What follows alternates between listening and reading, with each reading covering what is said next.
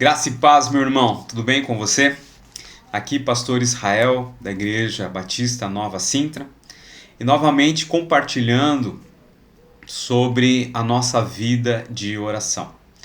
A ideia é que você realmente se sinta tocado pelo Espírito Santo, pela Palavra de Deus, a cultivar uma vida de oração. E hoje eu gostaria de compartilhar com você o texto de Êxodo, capítulo 32, nós vamos ler do 11 até o 14. Mas antes, nós vamos orar e aquele convite. Vai lá, pega a sua Bíblia, abre no texto, para você entender melhor aquilo que Deus tem para as nossas vidas. Vamos orar.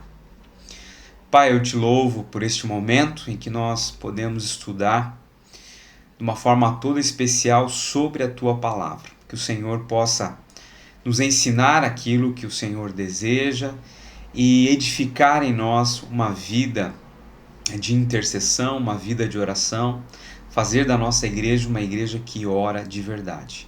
Em nome de Jesus que eu oro. Amém.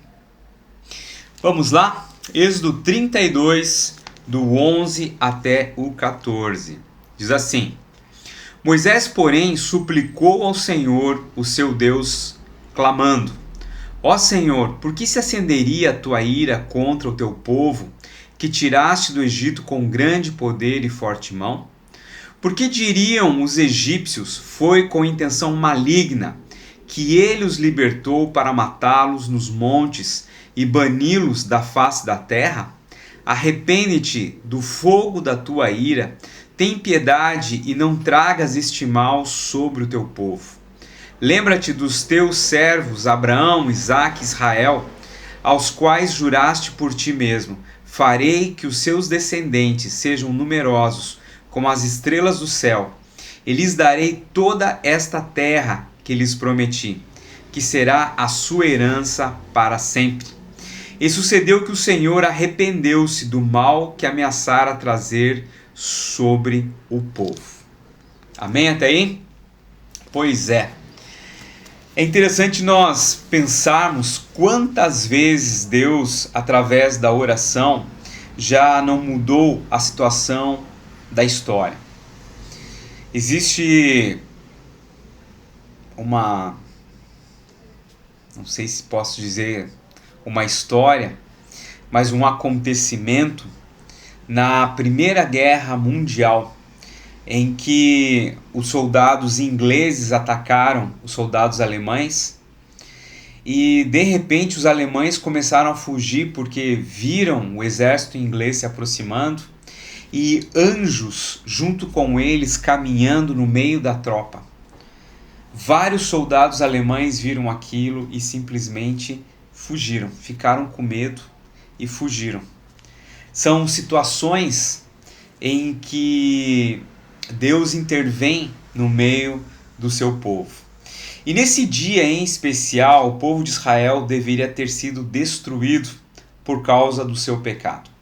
O povo tinha esperado ali à beira do monte e Moisés tinha subido o monte para falar com Deus.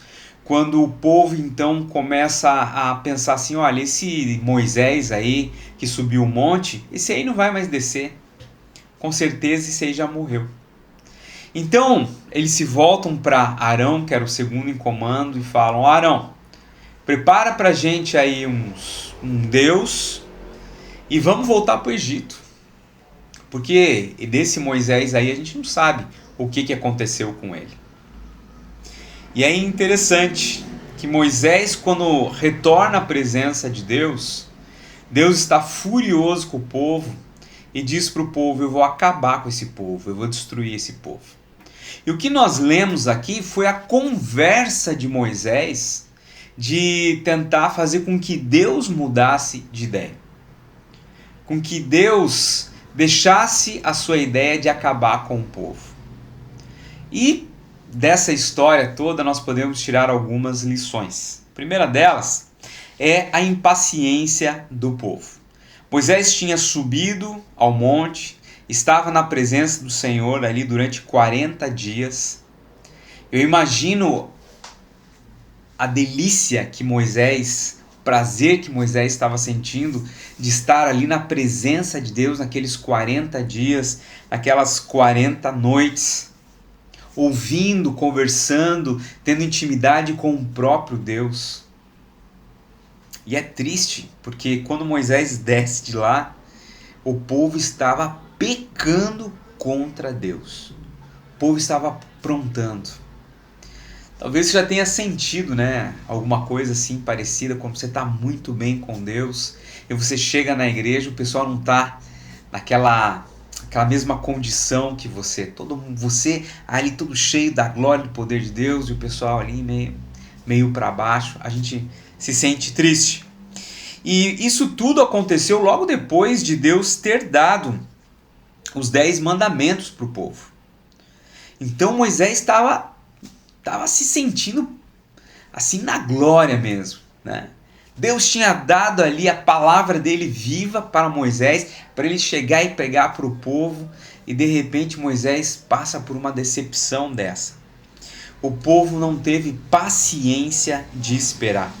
E é interessante que essa impaciência do povo leva o povo justamente a pecar contra Deus. A falta de paciência em si não é pecado, mas se ela for cultivada, ela pode resultar em pecados terríveis. Foi o que aconteceu com o povo de Israel. A impaciência do povo levou à idolatria, levou ao castigo, porque aquela geração foi extinta. Aquela geração acaba ali no deserto mesmo. E Tiago ele vai dizer assim: sede, pois, irmãos, pacientes até a vinda do Senhor. Vede que o lavrador espera o precioso fruto da terra, aguardando-o com paciência, até receber as primeiras e as últimas chuvas. Infelizmente, nós vivemos numa geração que tudo é instantâneo. Que as coisas têm que ser para ontem. Que se a coisa não acontecer agora, eu também não quero mais. Eu sou um cara impaciente. Essa semana eu fui na farmácia e demoraram tanto para me atender que eu peguei e falei, não volto mais aqui também. E fui embora. Fui embora sem comprar o remédio, né? Nós queremos ser atendidos na hora. E isso passa, de certa forma, por um egoísmo do nosso coração, da nossa parte. Nós queremos ser servidos, nós não queremos servir. Nós queremos que o rei ou a rainha que existe dentro de nós seja servido primeiro. E se alguém tira ali o nosso direito, nós ficamos altamente constrangidos ao ponto de dizer, aqui eu não apareço mais. Nessa igreja eu não venho mais. Não fazem o que eu quero. Não tocam a música que eu gosto. Não é assim, é assado. E nós vamos embora. Infelizmente, nós somos um povo impaciente. Nós somos o povo do instantâneo. Desde o macarrão instantâneo até a alegria instantânea. Tudo tem que ser para ontem. Nós queremos tudo e não temos paciência, infelizmente, para nada.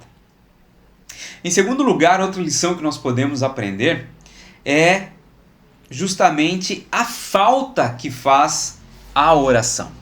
A falta que a oração ela nos faz. Vou trazer um pouquinho mais para frente aqui. A falta que a oração faz. No versículo 1 diz assim: o povo, ao ver que Moisés demorava a descer do monte, juntou-se ao redor de Arão e lhe disse: venha, faça para nós deuses que nos conduzam, pois a esse Moisés, o homem que nos tirou do Egito, não sabemos o que lhe aconteceu. O povo ficou impaciente. Mas olha que interessante. O povo poderia muito bem estar orando, estar intercedendo por Moisés, intercedendo por eles mesmos que estavam atravessando o deserto. Existe ali uma resolução pecaminosa do povo. Todos estavam diante daquele monte que tremia, que ardia em fogo, que saía relâmpago, ouvia barulho. Eles poderiam ter permanecido em oração. Eles poderiam estar clamando pela vida de Moisés. A gente não sabe o que aconteceu com Moisés, vamos orar por ele. Deus está falando, vamos orar para que possamos entender, para que possamos ser cheios do Espírito Santo. Eles poderiam ter orado, mas eles não buscaram de Deus uma resposta para aquela demora de Moisés. E eles nem procuraram entender o que estava acontecendo. Eles simplesmente se voltaram para o seu próprio eu, para aquilo que estava no seu coração, para aquilo que provavelmente eles viam todos os dias lá no Egito, aquela adoração, aqueles deuses egípcios, e eles resolveram fazer o mesmo. Meu irmão, diante de uma situação difícil, o que você faz? Quantas vezes eu fui pego em situações em que minha mulher saía, ia em tal lugar e ela começava a demorar muito, e eu começava a orar por ela, para que Deus a guardasse, para que Deus a protegesse. Não existe situação melhor do que estar nas mãos do Senhor. Se o Senhor não guardar a casa, se o Senhor não edificar a casa, em vão trabalham os edificadores. Se o Senhor não fizer alguma coisa, não é você que vai conseguir fazer melhor do que Ele. Isso você pode ter a certeza absoluta. Deus é a melhor solução. E o povo de Israel deveria ter recorrido ao Senhor para que Ele fizesse algo. E não tomar as suas próprias atitudes. Não orar, meu irmão, é pecado. 1 Samuel 12:23 diz assim: e quanto a mim, longe de mim o pecar contra o Senhor, deixando de orar por vós. Eu vos ensinarei o caminho bom e direito. Você não ora, você está pecando. Você não busca a Deus, você está pecando. E Deus tem o poder de fazer as coisas melhor do que eu ou que você. Por isso nós devemos orar. Tem uma frase que diz algo bem interessante. Quem não ora não incomoda a Deus e nem ao inferno. Quem não ora não incomoda a Deus e nem ao inferno.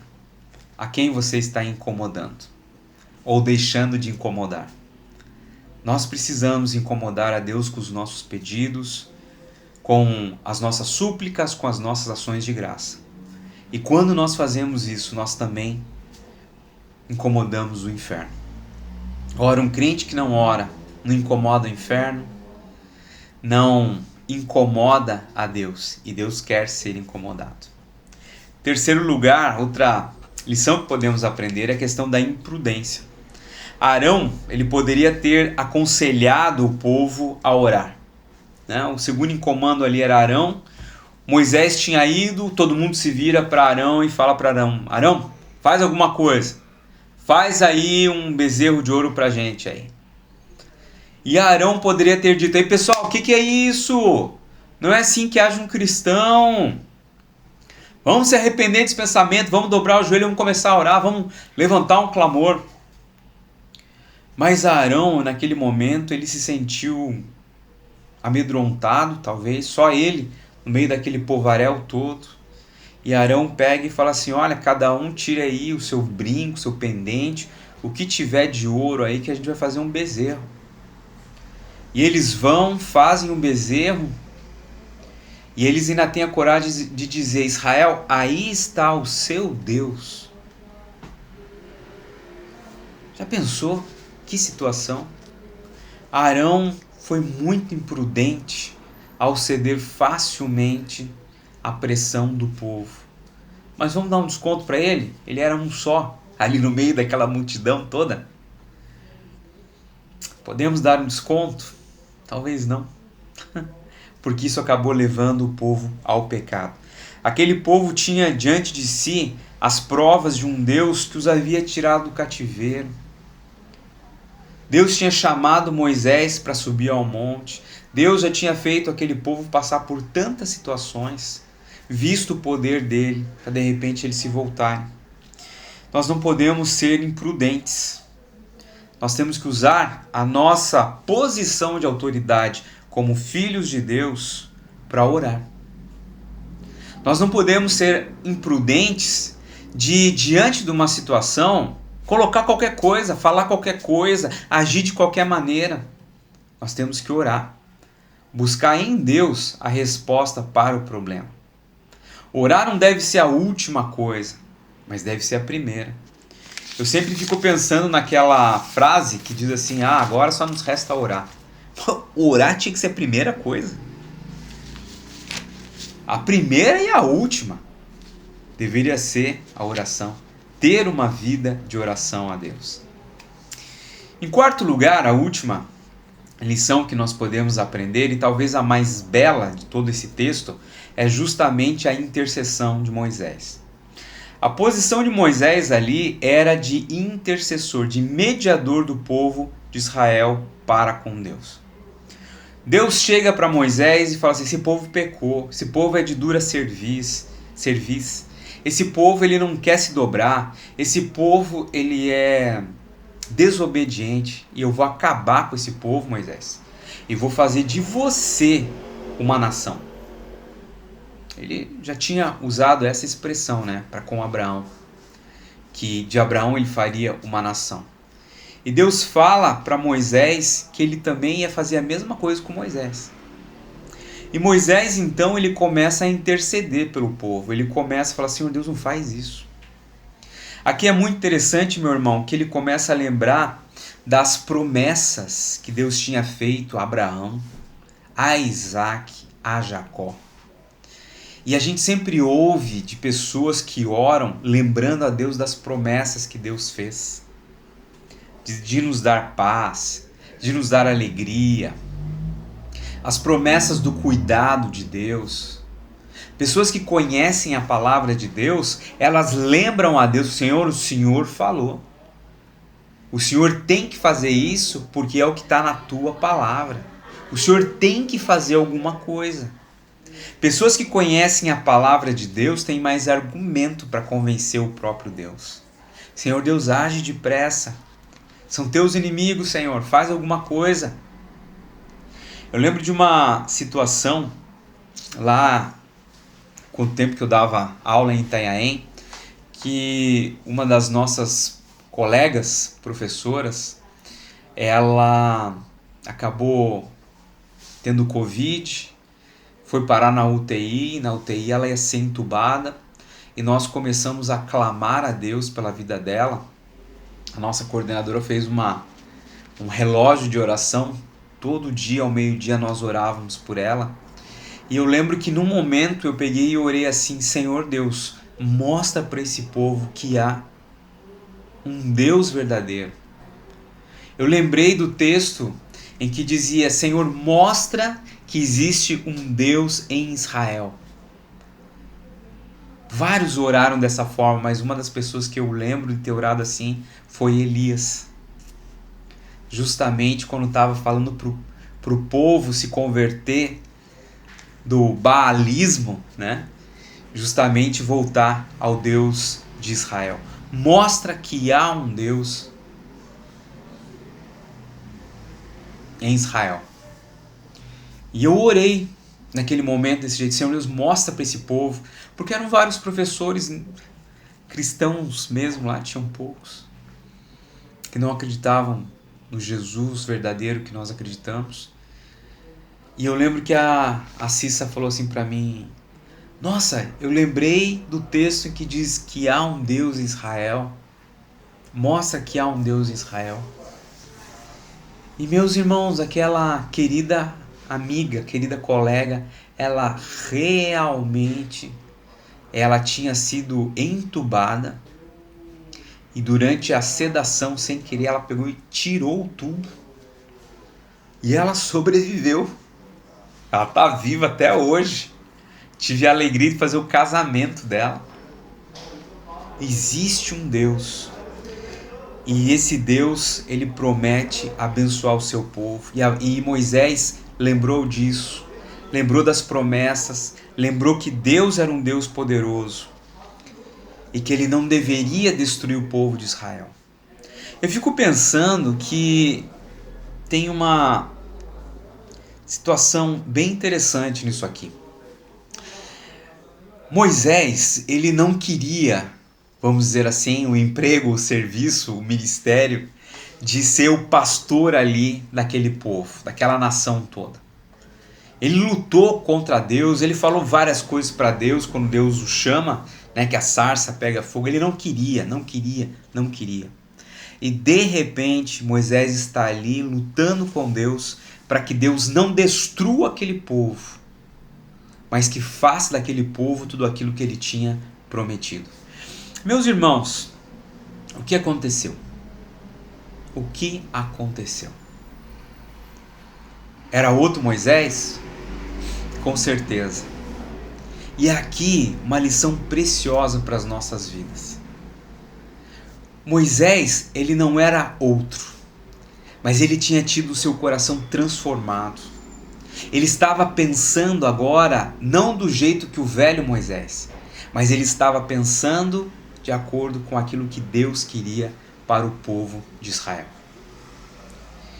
A oração, a vida de oração faz isso conosco. Transforma os nossos corações, transforma as nossas vidas. Quantas vezes nós começamos a orar por alguma coisa ou por alguém que nos causa problema e simplesmente nós começamos a ter o coração, a vida transformado, a nossa visão, a nossa posição com relação àquilo começa a mudar, começa a se transformar. Eu lembro de um pastor amigo meu que reclamou certa vez de um irmão da igreja dele lá, né?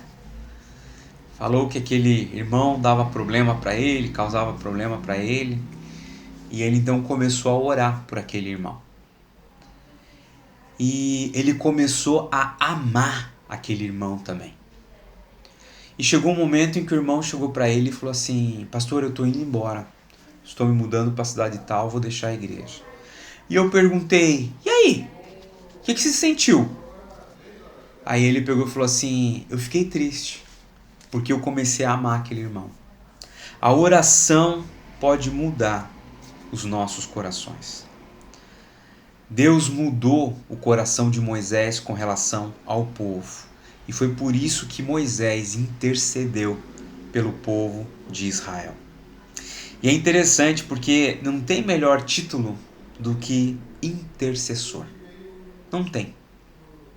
Não é pastor, não é apóstolo, não é bispo, não é reverendo, não é isso, não é aquilo. O título mais legal para uma pessoa é o título de intercessor.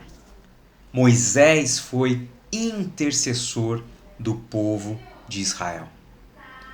Talvez seja um título que nós individualmente devamos buscar. Ser conhecidos como pessoas de oração. Ser conhecidos como pessoas que oram.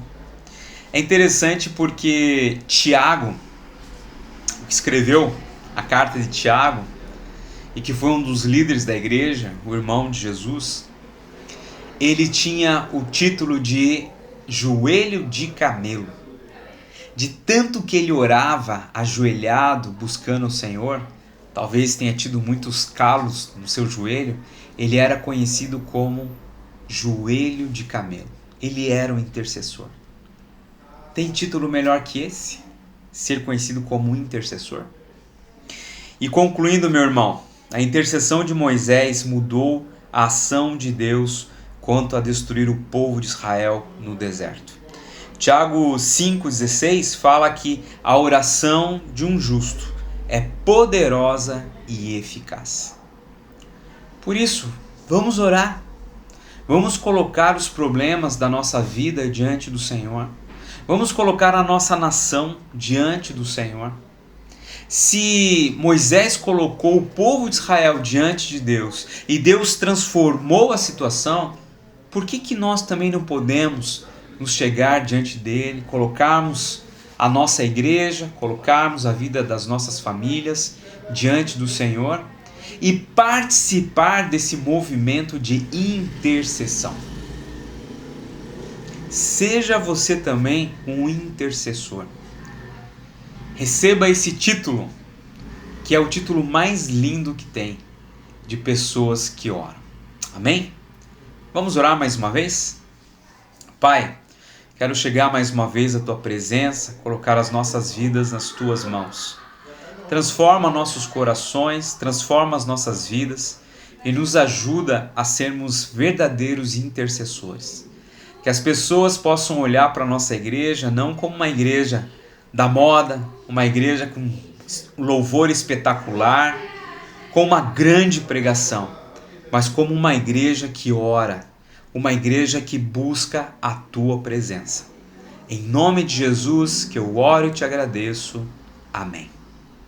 Meu querido, Deus te abençoe e até semana que vem.